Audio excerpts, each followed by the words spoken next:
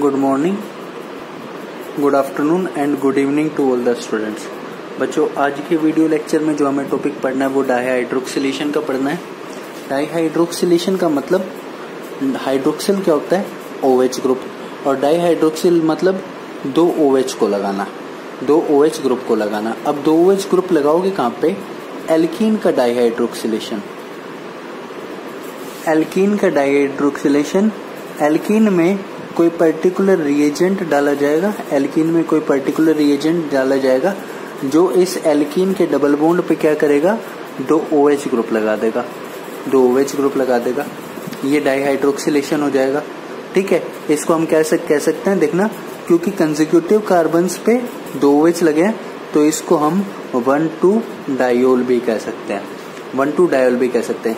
ये बहुत इंटरेस्ट की रिएक्शन होती है, ये बहुत साइंटिस्ट के इंटरेस्ट की रिएक्शन है, क्योंकि 1,2 डायोल बहुत सारे नेचुरल प्रोडक्ट्स में और बायोलॉजिकली एक्टिव कंपाउंड्स में प्रेजेंट होते हैं। ये जो 1,2 डायोल है, ये जो दो OH ग्रुप लगे हैं, ये दो तरीके के लग सकते हैं। या तो ये दो तरीके से लग सकते हैं, यानी इन दोनों की स्टीरियोकेमिस्ट्री दो तरीके की हो सकती है। या तो ये दोनों OH ग्रुप सेम साइड हो, जिसे हम सिन डायोल कहेंगे। या तो ये दोनों OH ग्रुप सेम साइड हो, या फिर ये दोनों OH ग्रुप ऑपोजिट साइड हो, जिसे हम एंटी डायोल कहेंगे। यानी ये बनने वाला डायोल दो तरीके का हो सकता है, सिन डायोल और एंटी डायोल। और आज हम पढ़ेंगे कि हम एल्कीन से किस तरीके से सिन डायोल बना सकते हैं, एल्कीन से किस तरीके से सिन डायोल बना सकते हैं। और इसके लिए जो हमें रिएजेंट पढ़ना है, जो हम रिएजेंट पढ़ेंगे वो पढ़ेंगे ओस्मियम टेट्राऑक्साइड। मतलब आज हमें रिएजेंट पढ़ना है OSO4, osmium tetroxide. Osmium tetroxide के बारे में पढ़ेंगे अब आज हम, ओस्मियम टेट्राऑक्साइड। ठीक है, तो आज का जो आपका टॉपिक है वो ओस्मियम टेट्राऑक्साइड है। ओस्मियम टेट्राऑक्साइड करता क्या है? ओस्मियम टेट्राऑक्साइड किसी भी एल्कीन पे जब ओस्मियम टेट्राऑक्साइड डाला जाता है, ठीक है, तो ये क्या करता है? ये सिन डायोल का फॉर्मेशन करता है, सिन डायोल का फॉर्मेशन करता है। अगर हम इसके मैकेनिज्म की बात करें कि ये डायोल कैसे बनाता है, सिन डायोल कैसे बनाता है, तो देखना, मैं एग्जांपल में ये एल्कीन ले रहा हूँ, साइक्लोहेक्सीन, और इस पे मैं रिएक्शन कराता हूँ ओस्मियम टेट्राऑक्साइड की। OS double bond O, double bond O, double bond O, double bond O। यहाँ एक फोटोकेमिकल रिएक्शन होती है, देखना, यहाँ पे फोटोकेमिकल रिएक्शन, इसको 3+2 साइक्लोएडिशन रिएक्शन या 2+2 साइक्लोएडिशन रिएक्शन कंसिडर किया जाता है। ये अनसर्टेन है कि किस तरह की कंसिडर करें, लेकिन मैं ये कहता हूँ कि यहाँ पे एक पेरिसाइक्लिक रिएक्शन हो रही है। कैसे? देखना, ये इलेक्ट्रॉन पेयर इस कार्बन पे ट्रांसफर होगा, ये इलेक्ट्रॉन पेयर इस ऑक्सीजन पे ट्रांसफर होगा, और ये इलेक्ट्रॉन पेयर इस ओस्मियम पे ट्रांसफर होगा। ठीक है, या तो मैं इसको 3+2 साइक्लोएडिशन रिएक्शन कह रहा हूँ, या फिर मैं इसको 2+2 साइक्लोएडिशन रिएक्शन, दो तरीके की ये रिएक्शन कही जा सकती है। देखना, यहां से बनेगा क्या? यहां से ओस्मेट एस्टर फॉर्म होगा, ओस्मेट एस्टर बनेगा। कैसे? देखो, ये 6 मेंबर रिंग तो है ही, ठीक है, ये ऑक्सीजन इस कार्बन से जुड़ गया। ऑक्सीजन किससे जुड़ा है? ये इसका डबल बॉन्ड खत्म, ओस्मियम से। ये ओस्मियम किससे जुड़ा है? सिंगल बॉन्ड के थ्रू, इस ऑक्सीजन से। और ये ऑक्सीजन किससे जुड़ा है? इस कार्बन से। और इस ओस्मियम पे डबल बॉन्ड O तो है ही। ये बन गया साइक्लिक ओस्मेट एस्टर। देखना बच्चों, ओस्मियम यहाँ पे प्लस ओस्मियम, यहाँ पे ओस्मियम 8 है, ओस्मियम 8 ऑक्सीडेशन स्टेट में। यहाँ पे ओस्मियम जो है वो ओस्मियम 6 में। ठीक है, ये ओस्मेट एस्टर बनने के बाद, जिसमें ओस्मियम 6 ऑक्सीडेशन स्टेट में जुड़ा हुआ है, क्या होगा? इस ओस्मेट एस्टर की या तो हाइड्रोलिसिस होगी, या फिर रिडक्शन। हाइड्रोलिसिस या फिर रिडक्शन। आपको पता है हाइड्रोलिसिस क्या होता है? H2O। ठीक है, हाइड्रोलिसिस मतलब वाटर से रिएक्शन। रिडक्शन में इसकी रिएक्शन H2S Na HSO3 के साथ या फिर Na2SO3 के साथ कराई जाती है। ठीक है, चाहे हाइड्रोलिसिस हो चाहे रिडक्शन हो, इस ऑस्मियम एस्टर की रिंग को टूटना है। कैसे टूटना है देखना, इस ऑक्सीजन और इस ऑस्मियम के बॉन्ड को टूटना है, इस ऑक्सीजन और इस ऑस्मियम के बॉन्ड को टूटना है। ठीक है, ठीक है, क्या बनेगा, क्या बनेगा, यहाँ पे H लग जाएगा, यहाँ पे H लग जाएगा, क्या बनेगा, ये डायोल बन जाएगा। क्या बन जाएगा, ये डायोल बन जाएगा। अब एक चीज ध्यान देना, क्योंकि ये रिंग, आप मुझे एक बात बताना, जो रिंग फॉर्मेशन है वो सेम साइड से हो सकता है, ऑपोजिट साइड से तो हो नहीं सकता।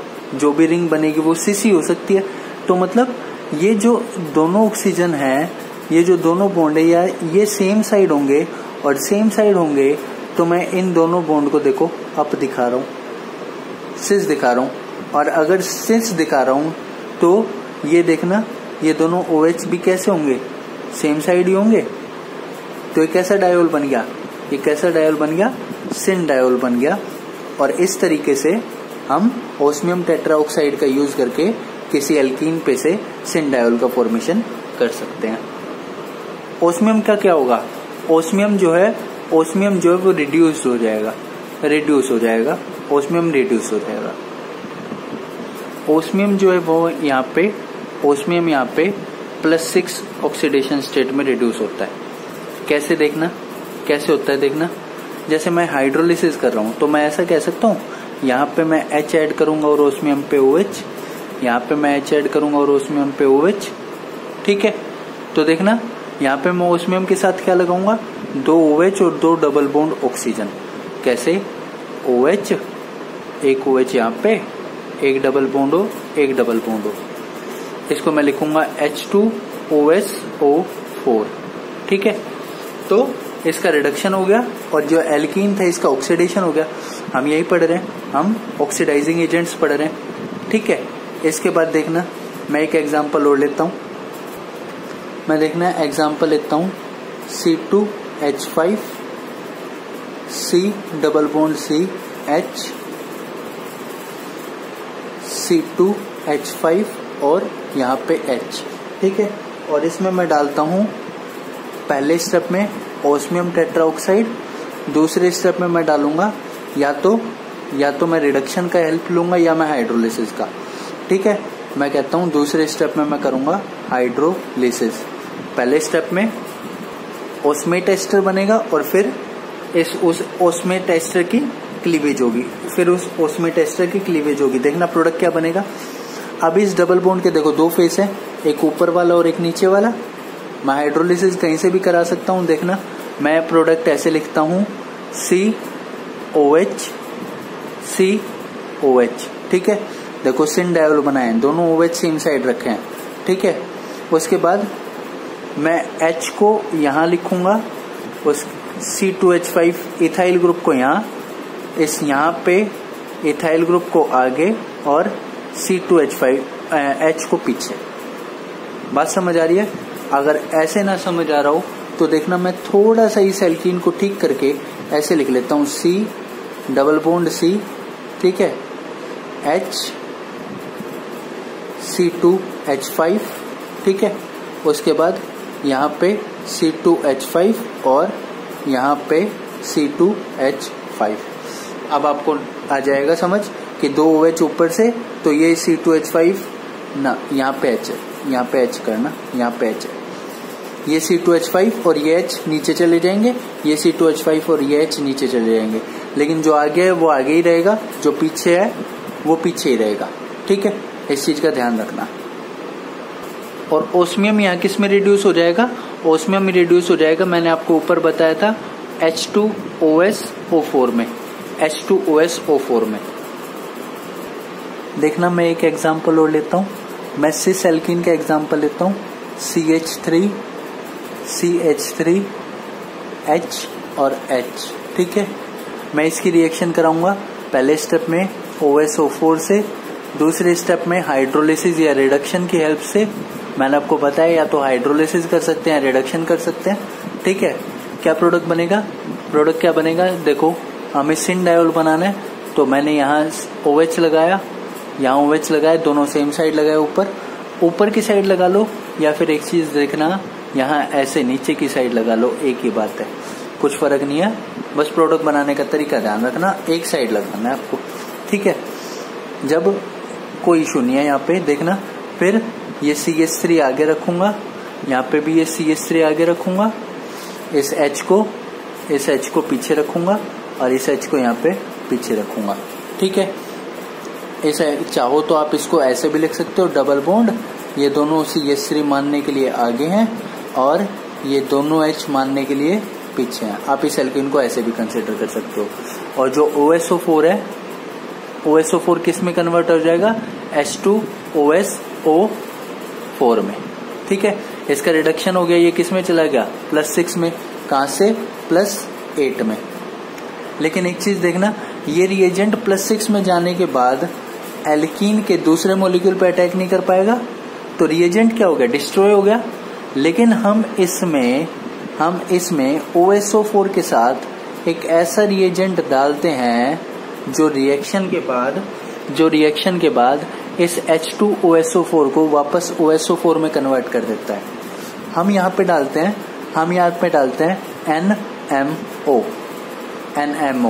NMO क्या है? NMO है N मिथाइल मोर्फोलिन। देखना, ये होती है N मिथाइल मोर्फोलिन। देखना, ये मोर्फोलिन है, यहाँ पे मैंने मिथाइल लगाया तो N मिथाइल मोर्फोलिन, और यहाँ पे एक O नेगेटिव और यहाँ नाइट्रोजन पे पॉजिटिव। इसका नाम है N मिथाइल मोर्फोलिन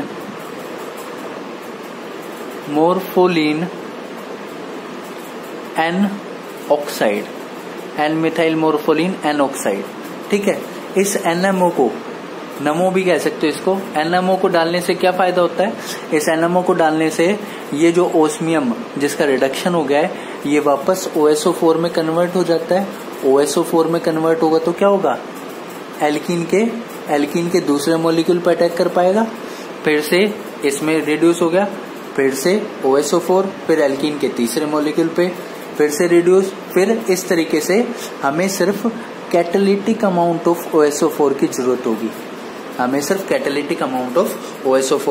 होगी। तो मैं यहाँ पे ऐसा लिखूंगा कि जो ओस्मियम रिड्यूस हो गया है +6 में, उसको N methyl morpholine N oxide किस में कन्वर्ट कर देता है? OSO4 में, ठीक है। अब एक चीज ध्यान देखना, जरूरी नहीं है NMO यूज किया जाए वापस से इसको +8 ऑक्सीडेशन स्टेट में कन्वर्ट करने के लिए। NMO के अलावा क्या क्या यूज किया जा सकता है? एक यूज किया जा सकता है ट्राईमिथाइल अमीन N ऑक्साइड, ट्राईमिथाइल अमीन N ऑक्साइड। देखना एक बार के लिए, मैं इस NMO को क्या कहूंगा? कोऑक्सीडेंट कहूंगा, जो हमारे रिएजेंट को रीजनरेट करने का काम कर रहा है। मैं इस NMO को कोऑक्सीडेंट कहूंगा जो हमारे रिएजेंट को रीजनरेट का काम कर रहा है। और यहाँ पे NMO के अलावा जो अदर कोऑक्सीडेंट हैं, मैं उसके नाम लिख रहा हूँ, ठीक है। पहला ट्राईमिथाइल अमीन N ऑक्साइड, इसका स्ट्रक्चर लिखूंगा। ट्राईमिथाइल अमीन क्या होता है? CH3NO negative positive. सबसे पहला ये कोऑक्सीडेंट हो सकता है वाटर के साथ, ठीक है। दूसरा जो कोऑक्सीडेंट हो सकता है उसका नाम है टर्शियरी ब्यूटाइल हाइड्रोपेरोक्साइड। ये आपने कहाँ पढ़ा था? ये आपने शार्पलेस एसिमेट्रिक एपोक्सीडेशन के केसेस में पढ़ा था। तीसरा जो कोऑक्सीडेंट हो सकता है वो है पोटेशियम फेरोसाइनाइड K3FeCN6 या फिर K2CO3 पोटेशियम कार्बोनेट। ये NMO की जगह कोऑक्सीडेंट यूज किए जा सकते हैं। इन सभी का काम क्या है? ओस्मियम जो 6 में कन्वर्ट हो गया है डायोल फॉर्मेशन के बाद, उसको OSO4 में कन्वर्ट करना, मतलब हमारे रिएजेंट को रीजनरेट करना। रिएजेंट मैं यहाँ पे लिखूंगा, ये स्टेप क्या है, रिएजेंट रीजेनरेशन का, रिएजेंट रीजेनरेशन का। ये डायोल बनाने के लिए, सिन डायोल बनाने के लिए OSO4 का यूज करना एक बहुत अच्छा ऑप्शन है, लेकिन इस मेथड के कुछ डिसएडवांटेज है, इस मेथड के कुछ डिसएडवांटेज है। वो डिसएडवांटेज क्या है, इसको यूज करते हुए एक तो बहुत ज्यादा सेफ्टी रखनी पड़ती है, ठीक है, और दूसरा इसकी हाई कॉस्ट, मतलब ये जो OSO4 है ये बहुत ज्यादा एक्सपेंसिव है, और दूसरा ये पॉइजनस होता है, ये दो इसकी डिसएडवांटेज बनती है, जिसके कारण हम दूसरे डाइहाइड्रोक्सिलेशन के मेथड्स को देखते हैं, लेकिन ये फिर भी एक बहुत अच्छा मेथड है सिन डाइहाइड्रोक्सिलेशन का, ठीक है। आगे देखना बच्चों, अभी तक हम सिंपल एल्कीन का केस ले रहे थे, अब हम थोड़ी सी कुछ और एल्कीन्स का केस लेते हैं। देखना, सबसे पहला केस लेता हूं, ऐसा कंपाउंड जिसमें 2 डबल बॉन्ड है लेकिन एक डबल बॉन्ड टेट्रा सब्स्टिट्यूटेड है। देखना इसमें मैं डालता हूं OSO4, ठीक है, NMO, ठीक है। पहले स्टेप में OSO4 डाइहाइड्रोक्सिलेशन करेगा, NMO4 क्या करेगा, रिएजेंट को रीजनरेट करेगा, और दूसरे स्टेप में मैंने हाइड्रोलिसिस के लिए डाला H2O। कहीं जगह H2O के साथ एसीटोन भी होता है, या फिर H2O के साथ एसीटोन भी, या फिर टर्शियरी ब्यूटेनॉल भी होता है वाटर के साथ या तो एसीटोन लिया जाता है, टर्शियरी ब्यूटेनॉल, ठीक है। कुछ नहीं है, OSO4 डायोल बनाएगा, NMO क्या करेगा, NMO रिएजेंट को रीजनरेट करेगा, और ये हाइड्रोलिसिस के लिए आपको पता है उसमें टेस्टर फर्स्ट स्टेप में बनता है, हाइड्रोलिसिस नेक्स्ट स्टेप में होता है। यहाँ पे ध्यान देने की बात क्या है, मैं ऐसे कहूंगा कि ये जो 2 मिथाइल ग्रुप है, इन दोनों मिथाइल ग्रुप का प्लस आई इफेक्ट है, और अगर देखो तो इनका हाइपर कंजुगेशन भी है। ये क्या करेंगे, इस डबल बॉन्ड पे इलेक्ट्रॉन डेंसिटी को बढ़ाएंगे, यानी इलेक्ट्रॉन डेंसिटी अगर मैं देखूं तो इस डबल बॉन्ड पे ज्यादा और इस डबल बॉन्ड पे कम है। और मैं ऐसे कहूंगा कि देखो ओस्मियम जो है वो ओस्मियम +8 ऑक्सीडेशन स्टेट में है, तो मुझे एक बात बताना, ऑक्सीजन पे इस ओस्मियम पे इलेक्ट्रॉन डेंसिटी बहुत कम है, और ओस्मियम पे इलेक्ट्रॉन डेंसिटी बहुत कम है, तो क्या मैं ऐसा मान सकता हूं कि ओस्मियम इलेक्ट्रोफाइल की तरह बिहेव करेगा, और ओस्मियम इलेक्ट्रोफाइल की तरह बिहेव करेगा तो अपना क्या प्रोवाइड करेगा, ल्यूमो। और जो एल्कीन है अगर ओस्मियम ल्यूमो प्रोवाइड कर रहा है तो एल्कीन बॉन्डिंग के लिए क्या प्रोवाइड करेगी, होमो। तो अगर ऑर्बिटल कंसेप्ट के हिसाब से देखें तो एल्कीन होमो प्रोवाइड करेगी, ओस्मियम ल्यूमो, और होमो मतलब ये न्यूक्लियोफाइल की तरह बिहेव करेगी। अब आपको इतनी बात तो समझ आई गई होगी कि जब एल्कीन न्यूक्लियोफाइल की तरह बिहेव कर रही है तो इसको अपनी इलेक्ट्रॉन डेंसिटी डोनेट करनी है, और जिस डबल बॉन्ड पे इलेक्ट्रॉन डेंसिटी ज्यादा होगी वो ज्यादा डोनेट करेगा। मतलब यहाँ पे अगर मैं देखूं तो इस डबल बॉन्ड पे इलेक्ट्रॉन डेंसिटी ज्यादा है और इसी डबल बॉन्ड पे डायोल बनेगा, यहाँ डायोल नहीं बनेगा। बात समझ आई? तो देखना सिन डायोल मैं कहाँ बनाऊंगा, सिन डायोल में इस डबल बॉन्ड पे बनाऊंगा। तो इस डबल बॉन्ड को हमने ऐसे कैसे लिखा, ये 2 मिथाइल ग्रुप मैंने सेम साइड लिखे और ये मैंने 2 OH सेम साइड लगाए, क्योंकि सिन डायोल बनता है। ठीक है, तो इतनी सी बात ध्यान रखना कि more electron rich carbon double bond will be preferred. More electron rich carbon double bond will be preferred, अगर आपके पास चॉइस आती है तो। इसके बाद अगला एग्जांपल देखना। अगले एग्जांपल में मैं ये लेता हूं कि हमारे पास एक ही डबल बॉन्ड है, डबल बॉन्ड के 2 फेस हैं, एक ऊपर वाला एक नीचे वाला, लेकिन एक फेस पे स्टीरिक हिंड्रेंस है, यहाँ पे मैंने 2 मिथाइल ग्रुप लगा दिए। मैंने आपको प्रीवियस वीडियो लेक्चर्स में बताया है कि जब भी साइक्लोहेक्सीन की रिएक्शन करते हैं तो इसकी हाफ चेयर कन्फॉर्मेशन से करते हैं, लेकिन जल्दी करने के लिए हम हाफ चेयर कन्फॉर्मेशन को बनाते नहीं, जल्दी करने के लिए हाफ चेयर कन्फॉर्मेशन को हम बनाते नहीं, हम अपनी रिएक्शन को आसान करने के लिए स्ट्रेट फॉरवर्ड रिएक्शन करते हैं। देखना यहाँ पे OSO4 डालूंगा NMO की प्रेजेंस में। सेकेंड स्टेप में आपको पता है हाइड्रोलिसिस होगा ही, वाटर डलेगा या फिर रिडक्शन होगा, कोई रिड्यूसिंग एजेंट डलेगा H2S वगैरह। अब देखना इस डबल बॉन्ड के 2 फेस है, एक ऊपर वाला एक नीचे वाला, लेकिन अब फेस की साइड देखो ये 2 मिथाइल ग्रुप है। ये 2 मिथाइल क्या करेंगे, ये 2 मिथाइल स्टेरिक क्राउडिंग प्रोवाइड करेंगे। ये 2 मिथाइल ग्रुप क्या करेंगे, स्टेरिक क्राउडिंग करेंगे। और अगर स्टेरिक क्राउडिंग करेंगे तो जो डाईहाइड्रोक्सिलेशन है वो लेस हिंडर्ड फेस से होगा। लेस हिंडर्ड फेस कौन सा है, नीचे वाला। तो डाईहाइड्रोक्सिलेशन जो है वो डाउन फेस से होगा और ये दोनों OH ग्रुप का आएंगे, डाउन आएंगे। ये दोनों OH ग्रुप के आएंगे, डाउन आएंगे। इस बात को ध्यान रखना कि ओस्मियम टेट्रा ऑक्साइड से जब डाईहाइड्रोक्सिलेशन होता है, मैं कहता हूँ OSO4 क्या करता है, सिन डायोल बनाता है। सिन डायोल बनाता है, ये तो आपको पता ही है। दूसरी बात, लेस हिंडर्ड साइड से बनाता है। लेस हिंडर्ड साइड से ये सिन डायोल फॉर्मेशन का काम करता है। इस बात को भी ध्यान रखना, लेस हिंडर्ड साइड से। ठीक है, अब अगला एग्जांपल देखना। अगले एग्जांपल में मैं ये ले रहा हूँ, यहाँ पे मैंने एक OH ग्रुप लिया, यहाँ डबल बॉन्ड लिया। ठीक है, कैटालिटिक अमाउंट किसका लिया, OSO4 का, और साथ ही साथ मैंने लिया NMO। ठीक है, यहाँ पे प्रोडक्ट क्या बनेगा, यहाँ पे प्रोडक्ट क्या बनेगा देखना।